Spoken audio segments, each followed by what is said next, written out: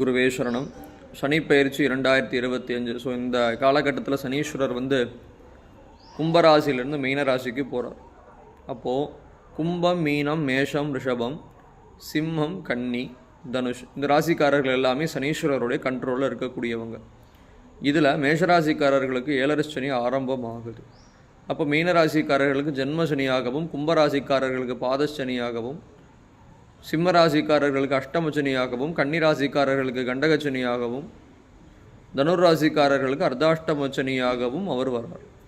இப்போ நம்ம என்ன பண்ணலாம்?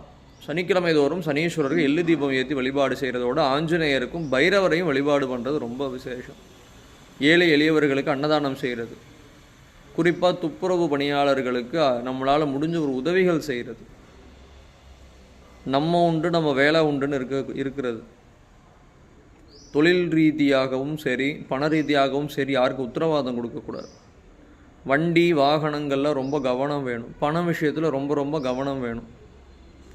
இந்த மேஷராசிக்காரர்களுக்கு விரயச்சனியாக வர்றதுனால நீங்கள் செலவழிக்கக்கூடிய சூழ்நிலைகள் வரும். அப்போ அதை சரியான முறையில் நீங்கள் பயன்படுத்திக்கும் போது நல்லது ஒரு பலன் கிடைக்கும். முடிஞ்ச இன்வெஸ்ட்மெண்ட் பண்ணுறது ரொம்ப விசேஷம்.